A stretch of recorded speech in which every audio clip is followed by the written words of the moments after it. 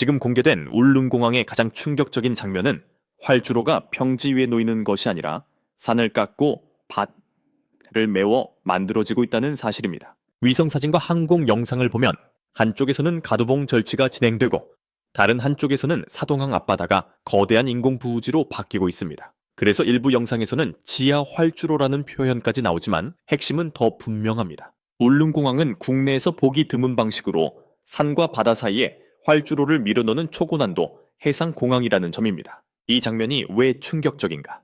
일반 공항은 넓은 평지와 긴 활주로가 먼저 필요합니다. 그러나 울릉대는 그런 땅이 없습니다. 섬의 대부분은 급경사 산지이고 해안선 바로 뒤에는 산이 솟아 있습니다. 그래서 공항을 만들려면 평지를 찾는 것이 아니라 평지를 새로 만들어야 했습니다. 울릉공항 공사는 바로 이 지점에서 평범한 토목공사가 아니라 섬의 지형을 바꾸는 거대한 국가사업이 되었습니다. 현재 울릉공항은 울릉군 사동항 인근 약 43만 455제곱미터 규모의 부지에 건설되고 있습니다. 활주로는 길이 1200m로 설계됐고 폭은 30m 수준으로 알려져 있습니다. 여기에 여객터미널과 계류장과 주차장과 부대 시설이 들어갑니다. 사업은 2020년 착공 이후 단계적으로 진행됐고 BIT 횡됐고 2025년 하반기 공개 현장 기준으로 전체 공정률은 약 69에서 70% 수준까지 올라간 것으로 보도됐습니다. 2026년 말 목표 공정률은 85%로 제시됐고 계약 목표는 2028년입니다. 가장 눈에 띄는 숫자는 케이슨 30함입니다. 울릉공항의 바다 쪽 기반은 일반 매립만으로 끝나는 구조가 아닙니다. 포항에서 제작된 거대한 케이슨을 바다로 옮긴 뒤 사동항 앞 해역에 차례대로 거치해 활주로를 지탱할 기초를 만들었습니다. 보도에 따르면 케이슨 1함의 높이는 약 27.5m에서 28m 수준이고 무게는 최대 약 1만 6천 톤에 달합니다. 일부 자료에서는 폭 32m, 길이 38m 규모로 설명됩니다. 이것을 30함 모두 설치했다는 것은 바다 위에 활주로의 뼈대를 세웠다는 뜻입니다. 케이스는 단순한 콘크리트 상자가 아닙니다. 울릉공항에서는 파도를 막는 방파제 역할과 활주로를 떠받치는 기초 구조물 역할을 동시에 맡습니다. 특히 수심이 깊고 파도가 강한 동해 환경에서 이 구조물이 버티지 못하면 활주로 매립 자체가 안정될 수 없습니다. 그래서 케이슨 30함 거치 완료는 공정률 숫자보다 더 큰 의미를 가집니다. 바다 위 공항이 상상에서 실제 구조물로 넘어간 결정적 장면이기 때문입니다. 또 하나의 핵심은 가두봉입니다. 울릉공항은 산을 깎아 나온 토사를 받아 매립에 활용하는 구조입니다. 즉, 산 하나의 일부가 활주로의 재료가 되고 바다는 활주로의 부지가 됩니다. 2025년 현장 보도에서는 가두봉 절취율이 약 58%로 언급됐고 매립률은 약 44.7%로 제시됐습니다. 이 숫자는 울릉공항이 아직 완성된 그림이 아니라 산과 바다를 동시에 움직이는 중간 단계에 있다는 사실을 보여줍니다. 그렇다면 지하 활주로라는 말은 어떻게 봐야 할까? 현재 공식적으로 확인되는 울릉공항의 핵심 구조는 지하에 숨어있는 군사 활주로가 아니라 해상 매립 활주로입니다. 다만 가두봉을 크게 절취하고 산과 활주로가 매우 가까운 형태가 되면서 항공 영상에서는 활주로 일부가 산 사이로 파고드는 듯한 인상을 줄 수 있습니다. 바로 이 시각적 충격 때문에 지하 활주로라는 표현이 등장한 것으로 볼 수 있습니다. 하지만 군사적 비밀시설이라고 단정하는 것은 위험합니다. 확인된 사실은 울릉공항이 민간공항으로 추진되는 해상공항이라는 점입니다. 그럼에도 이 공항이 전략적으로 주목받는 이유는 분명합니다. 울릉도는 동해 한가운데 있는 섬입니다.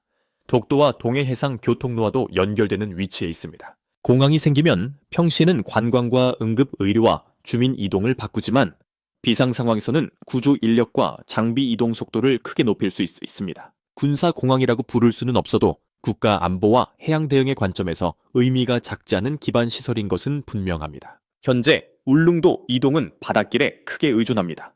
포항에서 배로 이동하면 날씨와 선박 종류에 따라 수시간이 걸립니다. 일부 현장 기사에서는 배로 7시간이 걸린 사례도 언급됐습니다. 반면 울릉공항이 개항하면 김포에서 울릉까지 약 1시간대 이동이 가능해질 것으로 기대됩니다. 이 변화는 단순한 편의가 아닙니다. 기상이 나쁘면 고립되는 섬에서 응급 환자 이송과 재난 대응과 생필품 수송 방식이 완전히 달라질 수 있습니다. 그러나 문제는 활주로 길이입니다. 울릉공항의 현재 활주로 설계는 1200m입니다.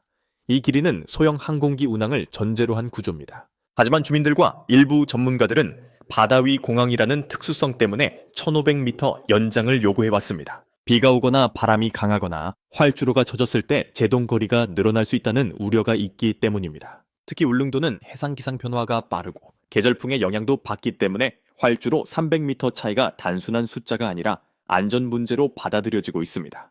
정부와 사업 주체 쪽에서는 1200m 활주로로 운항 가능한 항공기와 운항 기준을 전제로 사업을 추진해 왔습니다. 반면 지역 여론은 안전과 장기 확장성을 이유로 1500m를 말합니다.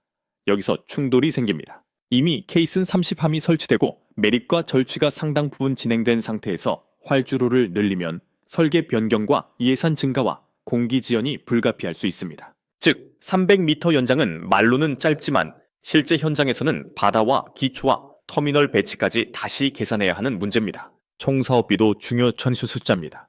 울릉공항 건설 사업은 수천억 원 규모로 알려지고 있고 최근 보도에서는 약 8,792억 원 수준의 총 사업비가 언급됐습니다. 시공 관련 계약 규모도 6천억 원대 이상으로 보도된 바 있습니다. 이 정도 규모의 공사가 작은 섬에서 진행된다는 것 자체가 울릉공항을 특별하게 만듭니다. 공항 하나를 짓는 것이 아니라 섬의 경제 구조와 관광 동선과 응급 의료 체계와 해양 전략의 틀을 다시 짜는 사업이기 때문입니다. 군사적 관점에서 보면 울릉공항의 가치는 직접적인 공격 능력이 아니라 접근 능력에 있습니다. 활주로가 있다는 것은 사람과 장비와 물자가 공중으로 들어갈 수 있다는 뜻입니다. 평시에는 관광객과 주민이 들어오고 나가지만 재난 상황에서는 구조 헬기와 긴급 항공 운송과 의료 지원 체계가 빨라집니다. 동해에서 돌발 상황이 벌어졌을 때도 울릉도에 항공 기반이 있다는 사실은 대응 시간을 줄이는 의미를 가질 수 있습니다. 그러나 이 지점을 과장해서는 안 됩니다. 울릉공항이 곧바로 대형 전투기 운용 기지가 된다는 식의 주장은 사실과 거리가 있습니다. 활주로 길이 1200m는 F-35나 F-16 같은 전투기의 일반적인 작전 운용을 논할 수 있는 수준의 대형 군사 활주로와 다릅니다. 또한 현재 공개 사업 성격은 민간 공항입니다. 따라서 올바른 해석은 이렇습니다. 울릉공항은 비밀 군사 기지라기보다 민간 공항이면서 동시에 전략적 위치 때문에 안보적 의미까지 갖는 이중적 인프라입니다. 울릉공항의 진짜 비밀은 땅속에 숨은 활주로가 아니라 숫자 속에 있습니다. 1200m 활주로, 약 43만 제곱미터 부지, 케이슨 30함, 최대 약 1만 6천 통읍 구조물, 2020년 착공, 2028년 계약 목표, 69에서 70% 수준까지 올라간 공정률, 그리고 1500m 연장을 둘러싼 지역의 요구. 이 숫자들이 말하는 것은 하나입니다. 울릉공항은 단순한 지방공항이 아니라 한국이 섬과 바다를 어떻게 연결할 것인가를 보여주는 상징적 현장입니다. 앞으로 가장 중요한 관전 포인트는 세 가지입니다.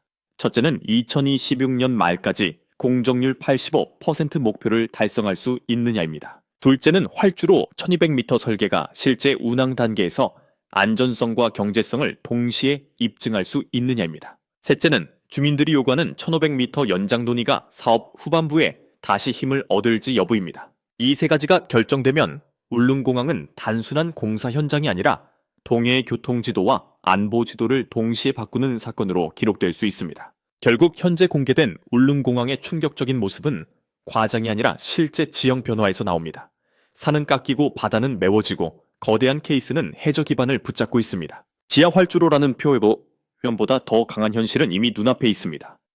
한국은 지금 평지가 없는 섬에 활주로를 만들고 있습니다. 그리고 그 활주로가 완성되는 순간 울릉도는 더 이상 배가 끊기면 고립되는 섬으로만 남지 않게 됩니다. 울릉공항은 관광공항이자 생명선이며 동해의 전략적 출입문이 될 가능성을 품고 있습니다.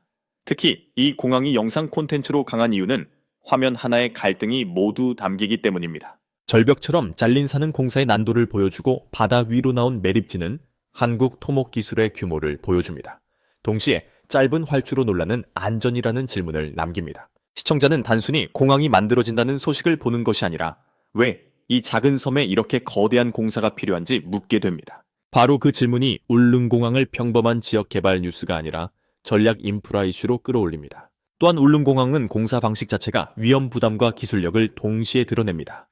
바다 매립 공사는 파랑과 조류와 수심을 모두 계산해야 합니다. 동해는 잔잔한 호수가 아닙니다. 강한 파도와 급변하는 날씨가 공사 일정에 영향을 줄 수 있습니다. 그래서 케이슨 운반에만 긴 시간이 걸렸고 포항에서 울릉도까지 약 210km 해상 이동이 언급됐습니다. 대형 구조물 하나를 옮기는 일도 쉽지 않은데 그것을 30함 규모로 반복했다는 점이 이 사업의 난도를 설명합니다. 여기에 2028년 개항 목표가 현실이 되면 울릉도는 여행지 이상의 의미를 갖게 됩니다.